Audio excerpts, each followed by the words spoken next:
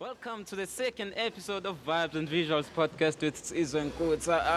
I'm your boy and sinama guest wethu namhlanje JEE team checking out events. Okay, hi guys, niyaphila? Hayi simnandi ngizwa ngabantu. Nimnandi, you all good? We are on. No, siyabonga for ukuthi nifikile e-podcastini even though sinicele nge-short notice, but I think ababukile emakhaya bazofuna ukwazi ukuthi ubani abazile nani cause sina i-JEE saziphethe umuntu oyedwa which is Jack. Manje sibona abantu bawu-5, so I think ningasichazela kabanzi ngaleyo. And yeah, So ngiyazintroduce gama lami. yes man, Okay, I look there ngibheka wena. that's the main camera Okay, there, so buddy. ngichazela abantu angithi ukuthi kenzakalani. Yeah. JEE, even though it's based on my names actually, Jack and Enoch, but then it's a team of more than 10 people, just that we 5 today. Kahle JEE is for the people and by the people. Everyone is allowed to be part of JEE. If you are from Harrismith, from Free State, you join us, we collab, we do anything. JEE is not like owned by a certain group, but then the people who operate are the people that I'm here with today, and everyone else that is not here, people who are behind the scenes, like even our parents are part of JEE, our sponsors are part of JEE, everyone is part of JEE. JEE is, I don't want to say big because we're not big yet, but then consists of a lot of people, even though there are main people who have roles in JEE. For example, the people we push operations with are all here, and our PR. Who's our peer? Is the lady? Come here, There's okay. actually 2, but then the other one couldn't make it today, which is Langi. You know that she does magazines also. Sure. The Society magazine, yeah. Sure. She knows what she's talking Wenza about. ini amagazini ama-society labo gogo noma? No, the name of the magazine. Ngiyabuza. The name of the magazine, The Society. Oh, sure. So she's good in writing, and I'm sure she's good in speaking with words. Everything that comes from JEE, that is writing or words, either from her or Ulangi. Oh, all right. And then this is Msizi. Ngiyazintroduce Amos. Shavidi, and I'm in Umsizi and all, and basically I am a second command JEE. It's Sure. like manangeko tholakala mina Oh. despite zenziwa yimi Okay. yabo. So ngifuna i-procedure esethen ukuthi 1 2 3 mele kenzeke, and yeah, All that's right. me. Okay. Great, man. Great. Hi guys, Mina, as Jack had already stated, I am part of the PR at JEE. I'm the director of communication at JEE. Oh, yes. Yes, get that role straight. Oh, yes. I'm the director of communication, and I also have a foundation under JEE, the KM Youth Empowerment Foundation. Yeah, it's an organization under JEE, and yeah, I think that's what I do at JEE. All right. Issue. Hola, chuku. Yeah. Enhle mina igama nguChukuma. Shuthi mina I can say ukuthi after aboma Umsizi or Jack if anibatholi ngithola mina ushaya nje operation eshelelayo. Yeah. So, wait, uchukuma igama olithola endlini noma igama? Yeah, igama uChukuma igama lami yazi. 100 igama. Khona iyentweni. Kwi-ID? Sure, birth certificate likhona. Yeah. Dog lichaza ukuthini chukuma? Chukuma. Yeah. Manje sengishaya enhle nginamagama u3 yabo. uChukuma Tebu Junior yabo. Okay, but Yeah, ngifuna sengiyama ukuzwisisa makhulu. lela chukuma cause Lela uthi liphuma Chukuma. ekhaya, right? Issue enhle kuyacava Chukuma is actually a Nigerian name yabo.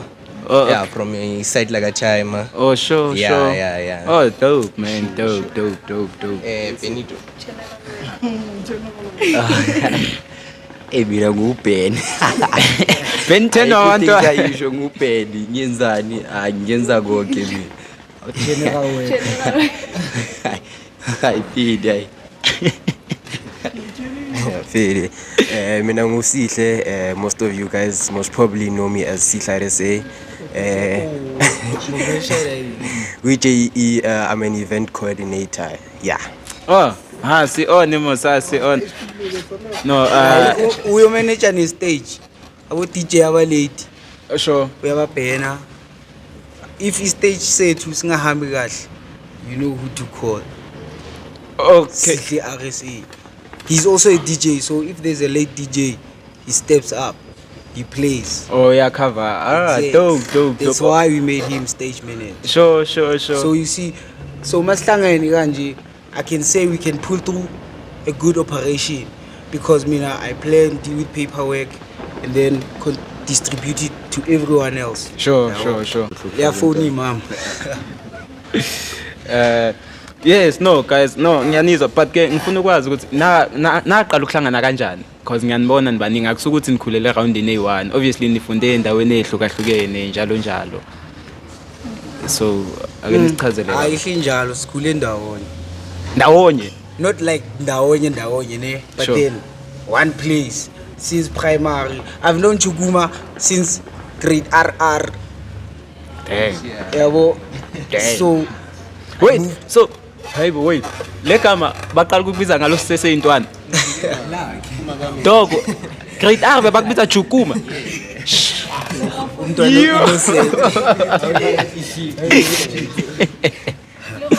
yeah, moving along then. Okay, basically let me share you a story. So Sajek, because it's the main name on JEE, right? So Mina grew up with most of my life, grew up with Chukuma. From the NH, I changed school, went to Harrismith Primary School. That's where I met the I'm gents, even though basically could close like that. sure And then Mshwa, I call him Mshwa, the Ukamo. foundation sure Yeah. We started being close together along with Palisa, which right now I think is Ghost Lady. behind the camera Behind the cam, yeah. So we were together most of our primary school, most of our high school. And then JEE was developed kahle matric year. oh Yeah. Enhle kile ndaba ukuthi nani yakhula ama sense high school niyabo ukuthi hayi manje sesingenza igroup ke manje No, it's not even about the group. Eh? Like no, that was JEE ne. By the start of it, it was our matric farewell after party. sure Shamfidi and sayicala ngokudlala yabo. Sasho okay, let's host an event. Sharp sunshine matric farewell. Kwakuyimi ileli no bubbles. I'm sure you amazi. yeah the big fat man Sure. And then as time went along, unyaka sozophela sasho uthi sharp i-matric farewell say approach let's do this yabo sayenza. Even though singene troubling ngayo baya esigela. sure Baya. Like before. I think it was some try. bengeleza isigila sabangami la ne so very sure Fucked up school. Kodwa ke either way. guys i-Vibes and Visuals podcast ayingene yona lapho yes Sure. But either way, bekuma trial if I'm not wrong. And before nyasho spala yabo. sure Ma class into lezo amageni ama program esikole. Before qala mina no check bebehlezi basibiza like yabo. Ama announcement basho uthi check in MCC please come to the office after mangiceda kubhala. And then sharp uma sifika lapho kade bafuna cancel i-event. Ngingathi siyenze i-event yokuqala. But it wasn't titled Boma JEE. That we didn't have a name. Sure. We just put our names, put DJs, put everything. And then that's where like it started. Event layer yaphumelela. Beku rough kono ya like was iphumelela and stuff yabo. Like buy a pipeline. beku rough njani dog like how Like dog. Not concerning like abantu ne. Concerning adults. Amanga. Sure. Amanga kade njalo before spala si office. Because why thina masifika office yibo bebekhuluma thina besingakhulumi bese vasale sifunde sithi asay cancel. Obvious masiphuma ra yini ayi check as cancel next nje yami. Uyabo. Should be siyenza ngenkani. Siyenza ngenkani. Sisho dayide ngizophumelela either way. Ngisho nange matric farewell la baze basho uthi hayi so cancel dayide manje nga cancel after party. Manje thina sange sayikova dayide.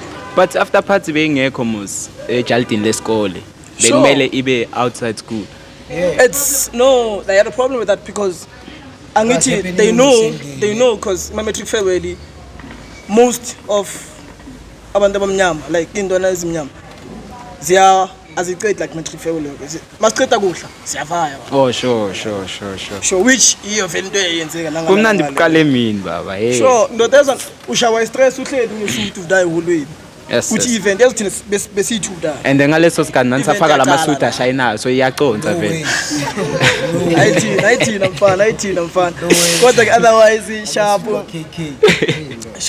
either way ya event yaphumelela and sayicala ndoda ngemali encane kabi compared to now sayicala ngama 500 ezobe siyi 3 besiyi4 nangochaka Okay. sakhipha 500 1.5.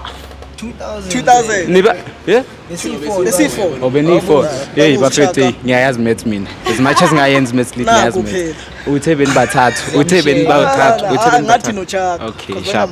Bese no 4 sure.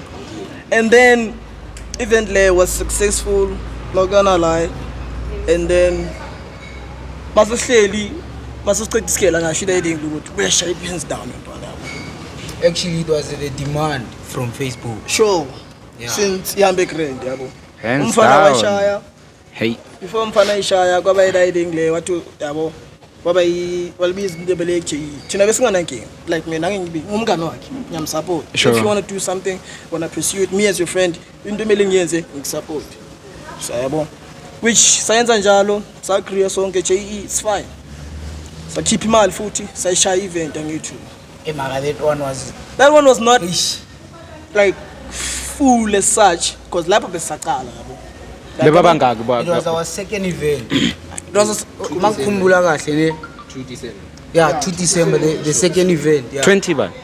It was 2021. 2021. Yeah, this okay. was the first shutdown. Sure. Yo, the numbers were there, but then since Sagesa hosted the event before, what we wanted to do is to elevate, like take things to the next stage. Because with every event, you have to upgrade to a certain level. You know? Sure. There we killed ourselves with expenses. We started panicking, but then things went well. The event was a success. Hey Joe, everything. Yeah. Plus it was COVID. Oh, Remember, we closed our event on 12. Was it 2 a.m.? Yeah, we closed 2 a.m. But beni hosta leyo ncavu ukuthi na ngo2 kumele sivale. Yeah. Sure. Yeah, those were the agreement, those were the rules, vele. Siyaz plus remember it's been a while dog since there has been any entertainment anywhere because of COVID. We came from COVID-19 and I want to say that and give credit to my crew there that Sure. we were the first guys to host an event after COVID-19. Yeah, That was a success. Shout out. That was a big event after COVID-19. So people kept on asking when is the second one.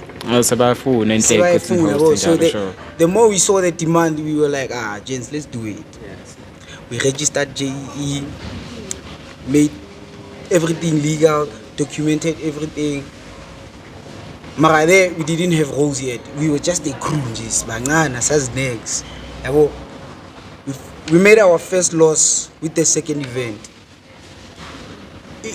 Because we did make profit with the event, but then we had to organize an after party so that Abantu don't be stranded at 2 a.m. in the morning. Oh, sure. So we organized an after party and organized transport for people. We moved and the sound and the DJs, everything moved. So it was like 2 events in one day. Okay, so into event leyo yayise pavilion then after party nayenza kuphi? We went to Bosbo. Sure, is Yeah. it a guest house or what? Yeah, it's like a lodge, a botanical gardens. Sure. Yeah. Sure. We went there, everything was popping. Everything went well. Clean up in the morning, sharp. But then, back to reality tomorrow. We made money with our first event. Then we started with 5 clip. We made money. So now, it was not a matter of money. It was a matter of, okay, where are we now? With finances. Maybe we can share a gig. Remember, it's December. The 2nd of December. We still have a full festive season. Sure. The niggas are asking, when I calculate everything, our profit after everything was 5 clip. 5 clip at all. But we start somewhere, dog. Yeah. Sure. and I explained to the niggas, it's not about the man. This 5 clip, we can do something together and enjoy it like together. If we buy meat, we buy meat. We did it again. It was a success. Sure. Nothing flopped. And then that's how we started basically. Dang. And then the following year, then everyone was going to school. We were going to Joburg. Chukun was going where he was going. But I'd say once everyone went away, was at school. That's where it came to us when we see the city life. Sure. Yo, we're busy attending these events and we also do these kind of things. Sure. Let's take inspiration from these events. Oh, sure. Yeah. Sure. So that's when we got our, I want to say hunger, yeah. Sure. That's when we got our motivation to keep going, like move forward. So enhle kuthi mansuka eHarris nayo geleza nonke eJozi. Yeah, everyone was out of town. Then ke nabona ke. Yeah, but then no, not everyone was in Joburg, ne? Yeah.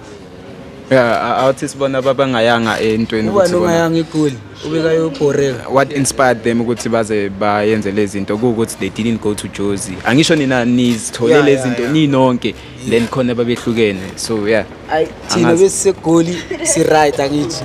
Lawa abangayanga eGoli. How many days get goal? With me, it was just a matter of, okay, I see that my friends are doing this, and I can see now, I'm good to know it has potential, right? So, okay, it started off as I'm helping where I can, until it came to a point where when I believe that when I was like officially part of the team, it came to a point where I don't even remember what was happening on Facebook, but then abazali were like bashing lento le yama event or pavilion Okay. I fought, yes. Ulwana abazali. I wasn't okay, I could be, but then I was addressing them, because I felt like JEE is that one thing, that came with elite, So abazali, the way they approached the matter, they were supposed to say no, bantana bami, 1 2 3 is wrong, fix it, Ganji. But they were just like, no, close it. So yeah, I feel like that's where Mina, I came part of the picture, I defended JEE publicly, so everywhere I was defending it. So that's when Uchek felt to go to okay sharp potentially corner to be part of the PR JEE, because that's what EPR is. You protect the reputation a company. So yeah, that's where I joined. All right. Okay. Sure. Yeah, going back to your question ukuthi ama-gents mawaya eJozi abanye baye kuphi ne? Sure. So that one gent usuke wayele endaweni yakhe yabo shuthi mina ngile Eastern Cape yabona. Yeah, Port okay. Elizabeth. Yeah. Qaba. Sure, yeah. Shuthi manje mangida ngine stress siphayo ukuthi shit njengoba sishaya riding eJEE, how am I going to make it back home since kude kaso for ama event yabona? Oh, sure. Yeah, nakhona since last year bukuyi first year yami. Hey, izinto ziva grand, the dates wama exam ini kanjani bewa grand, so riding ngenza ukuthi ngikhone ukufika for wonke ama event ini kanjani yabona. Oh, sure. Riding njalo. Yeah. Kodwa ke this year khona ama event engwamisile. Kodwa ke bengida via boma video call wise ini kanjani. Sure. So like ngifuna ukwazi ukuthi does it affect JEE if absent? Yeah, it does yacava via into ezibhaya ngoba siyasebenzisana ngento eziningi, abanye baba ngale, abanye babamba ezinye izinto. Yeah, so affect ne, kodwa since team ama-gents akhona ukuhlanganisa then into iva grand. Sure. Into enjalo. Sure. No. Makangekho sina driver. Oh yeah. Ngeke ngidrive yonke into. Ama-truck adoda baveli. Awuthi sizwe nani anzange naye endaweni eyodwa ne. But wena futhi usethe la eHarris ne awukakaphumi. Mina feel solo kungiye eHarris vele. Sure. Mina ngizathi kanjani? Enhle bomana boma inspiration. Awusondeza imic yakho. Sikathaba ujathi TPS poncho. Vaya boma riding inspiration uthi thathe iphi riding leyo ukuthi yabo post yabo. Sure. Mina ngaqala yabo ngibhayisa amatikiti, ngibhayisela out la amatikiti. Namatikiti lawo shuthi bengabhayisi yena acaba yabo. Shuthi amatikiti lawo bekawagayikhiwe yabo. mawukhile zokuthini amatikiti la kahlili nje azazayivayela Oh sure. mina ngaqala ngabhayisa amatikiti ngamtshela ukuthi yazi awuthami ngami namatikiti ngikubhayisela Sure. ngibhayisela kwamatikiti ngambhayisela amatikiti abhaya kwamampela abona ukuthi fili ngasipana nalento nale Abhaya mangaki? yo bomamkakhe ngasho ukuthi i40 ngayikhapha ngoba asisikhawuta nalawa lentwana le bewakhona la 50 ngayibhayisa. So wena kuze uze uqale uthi ithi ngimdayisela amathikithi enhle wachazwa into wayeyenza noma yini? Mina ngachaza into bekayenza obvious yala lokushini noda uzayenza mina kusumuntu onetalent ukuthi manje ngibhorekile ngizavanya ukhathlela idisc. Sure. Engekho into bengiyenza. But eMamedina ucushwa ngiyasho. eMamedina. Abakhulumi cima Mamedi. Nichaza ukuthini manje? Akuthi But eMajiteni no ngiyabuza. Emajiteni ufuna ukuthini emajiteni? Hayi. No but na awushela Mamedi. Angishela Mamedi angisheli total. Oh okay. No okay. Asheli kwasamaji. Hayi vele lokule hayi. Ngirenga mina la uthini. Ngirenga mina. Yeah. Fide konje besikuphi? Ukuthi ukuthi angimake olithi angimake. Sure. Afili nakhona ukuthi angimake akunandaba. But amuzwa lo muntu ukubuza manje ngathi nawo kunento ayaziyo ngemedia yakho. Hayi sikenini lapho. But sure. Yeah, mina bengekho into bengiyenza yabo. I decide vele ukuthi ngijoin e-riding le yabo. Nakhona bengizathi benginjani bongumuntu ocabangayo bengisana ukumzela ngama idea yabo. Sure. Ashutazini wena singasipana nawe bekulento leyo ukuthini njalo nje makwama preparation for the event bekangidonsa nje kuseni prepare shayo yonke into. No, that's dope man. Nike sihle RSA DJ Yebo good. ngizwe enye indaba ke namhlanje sure. Uze indaba yani. Yeah, no leyo ukuthi nama ngekho DJ uyacover that's dope. Oh man. sure. I mean I don't have much to say but all I want to say is ukuthi ukusipana namajita nabokamo bonke and all the people behind the scenes helped me a lot in my own journey wabona because nami like I have things that I do like outside of JEE no DJ wabona and I have visions to like create my own brands and also not wabo and ukusipana nabo Jack nabo Msizi bonke help me to check ukuthi ngayenzani help me to like it inspired me wabona uJack is very like we are motivated uJack yabona so ukusipana under him vele yabona ezumngani wami futhi ya ngiyabonakala ukuthi nami ukuthi hayi somewhere khona la ngiyakhona and izinto ezinjalo. Yeah, mawukhuluma ngezinto ozenzayo emaceleni besides ukuthi usebenze phansi kwe JEE and besides ukufunda yini into obhizi ngazo no DJ ngiya DJ I was planning on of course release merch for my brand and I have other like ideas that I'm not ready to wabona kwakhipha yet to disclose because I wanna sure. I wanna like build kancane and then izinto mase right ngiyakufeel. So guys mina I wanna know ukuthi okay njengoba ngizwile ukuthi ninama role ahlukahlukene lapho ku JEE but physically yini nenzayo makuzoba ne-event like wena wenza ini? Okay, physically, like the things we do. Yes. Generally, a day before event or sure. the day of the event. Day before na like more prepare like event until yenze. Yes. Oh, during the whole process. Well, I'd start off ngicabanga like a perfect date for an event. Sure. One thing that's important against event, you don't just do an event ngelanga where you know abantu basesesikolweni abantu abanye bayasebenza abantu abanamali in the middle of the month. Like you have to check a perfect day. Sure. Even though there's no really perfect day, but then you have to check a day that can accommodate almost everyone, not just your target.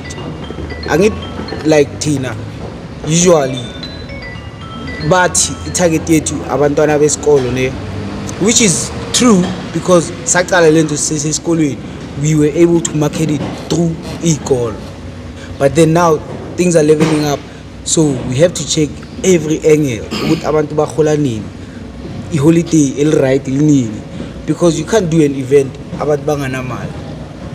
ngizojiva ni-crew C5 kanje. Sure abe JEE kuphela sure Cause vele abathenga amatikiti labantu. But then the process starts, we go kamasipala to the municipality to check if a venue is available on certain days. sure If they confirm now, you can get the venue on that day. We talk, plan ukuthi okay sharp sayishaya le event. The second thing important is the name of the event. Like what are you titling the event? Sure. Kuba yibo ma freshers, one man show, yabo, year-end function. The name of the event is Sure. important. Once we get that, we start with the real things here. Like Umsizi, he knows what he does. I won't say what he does. Uzokutshela yena. But then what we start with Snippy R is a proposal. Like we write a proposal saying, yo, we want to host an event like this, and this is what we want to achieve. And then maybe if we want like Boma to get a venue with a lower price, we do say with like 10% of the profit that is being made from the event, we'll try to donate it wherever we can. That's where we include KM Youth Empowerment Foundation. Sure. So everything that we do for charity goes under KM Youth Empowerment Foundation. Sure Because the JEE generates the income, we pass it on to KM. KM, we support them. They do things for the community. They do a lot of things actually, but just because we started this year and we had our troubles, Sakala, which we went really well, ne? Our troubles, dog. We're fighting forces that are above us, because now you're born as so there are people that you can approach, that you know they can help you. Maba approach her, they like, sure even though they know they have the power to do that thing on their own, but they don't. That's where our vision comes from.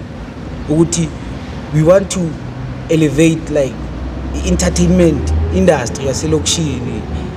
We want to improve ukuthi most yabantwana manje ekazi. What do you do? Njengoba ubhena shit. Njengoba ubhena ngana talent, what does he do besides soccer? I'm not saying you don't have talent. At least you're kawana.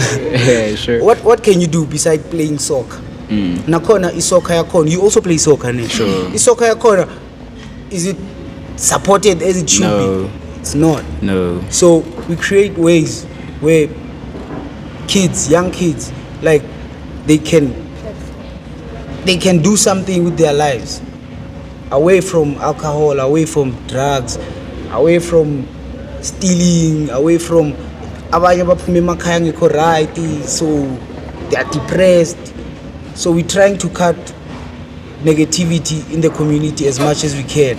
Sure. But because of the lack of support we get from people in higher places, it's difficult. Mara njengoba science event yethu yokuqala sifoster, isiyafoster thina. sure namanje safoster bro. 8 years siyafoster no. Okay Coming back to EKM Youth Empowerment, ne? sure It's a function that we started this year. It's a foundation kahle kahle, which is a function under JEE. We saw ukuthi we can't do everything alone. That we cannot do. So we need to create a platform where any random kid can come and be like, yo, sifuna uyenza into so where do I go? Because most yabantwana, they approach me. And usually I'm driving or I'm busy going somewhere. I'm like, yo, angizokuphendula. At the end of the day, angibaphenduli. We do what we want. So by creating this platform, sifuna ukuthi anyone have any access yokuthi if they want to do something, they can approach us through UKM Youth Empowerment Foundation or anyone else. Yabo. sure So we're creating, what we are doing manje is bigger than us, kahle kahle. Because we also young kids, we don't have money. We can't knock on some doors because they've been shut forever, for the longest times. Manje akunama soccer tournament, they are poets, they are creative content creators, there are people who do art, but no one knows. There's a lot of talent in us, Harry Smith to be specific. But then, how do you take it out there? So we create that platform for kids, for not really kids, for everyone, the youth. So we focused on the youth who would have any access to show what they have. Sure. We started that event at June 16. Bekuyini igama layo event leyo? Bekuyini? Igama lale event yange 16. Yo, me I have a lot of Yeah, But it was a talent show, Yeah, talent show. Sure. it was Beauty pageant, Yeah, it was a yes, beauty yes. pageant. It was a beauty pageant. Hey, we went through a lot, Mfana. Yeah, If there's one thing I should tell you, we went through a lot, Shame. In terms, when I leo event leo, no mama, when I speak about that event, we are shame you were stressed. No more you put we were stressed. Yini bekade stress like can you elaborate? Okay, you more? know inkinga yala elokishini yini ne. Bayathanda complain ukuthi we as the youth into siyaziyo utshwala nani disrespect whatnot and whatnot. Sharp. We try not to go okay sharp. Vele we can see ukuthi if there's one thing we're focused on as youth as Harry Smith, it's the wrong things, right? So masizama ukuthi okay no masizama ukuthi no okay let's do something that might, you know, like ekaritselang molemo yabo. We're like okay sharp. I tell Ucheko ukuthi no, why don't you host a beauty pageant ekas, you know. Beauty pageant Leo, I don't want it to just be a beauty pageant, because if it's just a beauty pageant, then it's over focused on just I'm a model. Make it a beauty talent and a talent show, you know. Lagu talent again, we weren't specific ukuthi sifuna talent enjani, we were just like any talent. Sure. Sharp, we do everything. Me and Jack, the first meeting we had ngaleo thing, I think it was in February. You know, it was in February. We had the meeting sharp. Lapha sisi draft ama proposal yonke into sharp. If there's one thing that we struggled to get, you as a sponsor, you know, towards the things that we needed, Boma Sound, Nani, logo Sokola, venue, car. venue. But maningi amahall amasipala mosla bekade ngasebenzisa. Utshala thina ngomasipala. Utshala thina ngomasipala. Nifuna Dog, ukuthini? that's what happened, ne? Sure. Skip on my file. Yeah. No, what happened is, dog, okay, sharp. Sikipa into yazo when asiza sikipa proposal ne. Nakhona sikipa like early, because we know ukuthi vele kumele kunama processing kumele enziwe nanani. Sivayisa proposal lapha kamasipala sharp. I think the first response we got was like something like a no, not multi-purpose. You're not allowed to host such events lapho. Lapho mangithi ngiyabheka, there are weddings lapho. There are funerals lapho. Kanti what's the whole for? What did they mean, Mawati, such events? Yeah, like nami ngithi ngizobuzala angizwisisi. It's the response we got. They were like, angazi if they thought ukuthi this was gonna turn to a groove type of thing. Mara, our proposal was very clear. Like it was there ukuthi it's a beauty. Nakhona dog the date 16 June. It's a beauty pageant talent show. I mean, complaining ngendaba yotshwala sabatshela ukuthi no, if you don't want alcohol there, we'll make sure ukuthi there's security. We had certain times they're like no, that's too late. We changed the times. We tell them ukuthi no, well sizosebenza ngesikhathi that's suitable for you guys. And then last minute, I remember the 16th of June was on the Wednesday. Well, the 16th of June was on a Friday. On the Wednesday, they tell us ukuthi no, that's arts and culture situation, and allow masipala wethu they deal with sport asihambe seqoqo sokhuluma nabo. Why kumele sizisi? On the Wednesday, Angizwisisi mabethi futhi awukhona uhost into enjalo whereby if I'm not mistaken kune event ezobe ikhona on the 31st ye groove nakhona. kuya ngokuthi ngubani. No, then You see, that's my point. Inkinga ukuthi vele like asi dog, even when you're trying to do good, like as a shame, like this thing a foundation and JEE, it gets really tiring because you'd be knocking on doors. You're opening for the youth. There are people, dog, who by that one knock, if bebangavula, can you imagine how many young people were looking forward to lento leyo 16 last minute basitshela ukuthi siyeqwaqa sifike eqwaqa okay sharp eqwaqa ke bona i-reason yabo was valid ukuthi it's last minute nani but like if bebasitshele leyo nto ukuthi sihambe seqwaqa by the time we gave them the proposal, wouldn't everything be better? The next thing you see a funeral lapho, mara it's a community hall, multi-purpose community hall, yin sports center ntonton. No, but your funeral, your but funeral. My chat is, why can't we use it for the things that it's actually meant for? You know, why can't we use it for the things that it's actually meant for? Because this thing was for the youth. It wasn't for us. Trust me, Jack and I didn't even make a profit.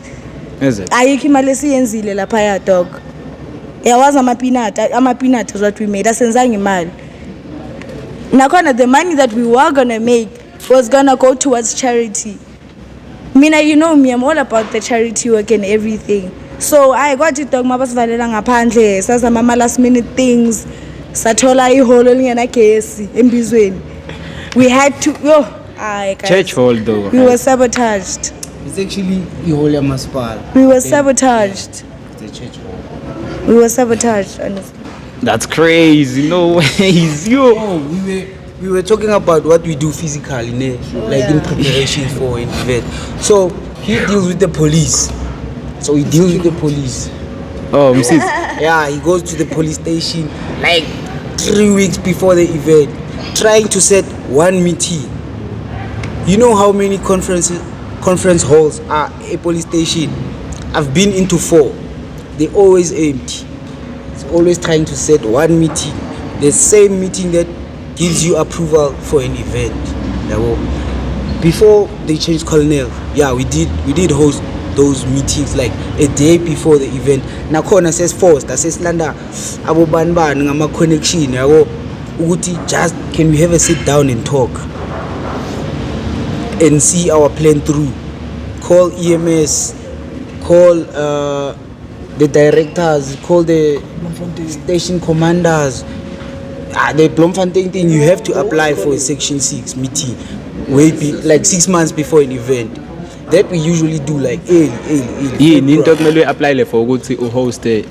Yeah, before hosting anything, you have to apply for a Section 6. Like it's a safety meeting to ensure that the venue is safe, to ensure that if people do come, will they be safe? Like is the water supply for toilets and stuff like that. Sure. The times, do you have security? In case of load shedding, can you still provide electricity, generators? And what kind of generators? The 6-stroke, the big ones. There are a lot of things, dog, that you need before you can even have that meeting. We do literally everything. So he deals with the police. Chukuma, he does the driving and the sorting out of the equipment before an event. Like there are things you need. You need gates. You need carpet design. Which is where sits where. Sure. That's what he does. He does it along with me eventually because I kind of supervise everything. But then I don't focus too much on this because I deal with the legal part of the event. If some police guy comes to the event like siyavala, they don't call Umsizi or Chukuma or anyone. They deal with me who have the document. Sure. Who documented everything early in the year. So I have to go through emails because these days we don't use physical paper. Yes, sure. Emails and stuff like that. And the gents generally help with everything. Like they oversee everything. If I need help here, they go. If Chukuma has to drive somewhere else with the truck, I have to go somewhere. They're here with their cars and things like that. There are a lot of people who help us too. Sure. Because you can't share an event with one car or one truck or 10 people. Yeah, sure. Hey, I'm a truck. Good piece. Chukuma foot, I'm a truck. kube Sure. basipha imali senza ama-event kabochuku Senzele ona ama-truck athi siwenzele phakathi kwe-truck. phakathi kwe-truck Yes. mobile vein. Plus ngizwe kuthiwa vele sekuzwa abantu abawu-20 kuphela epavilion so sophelele.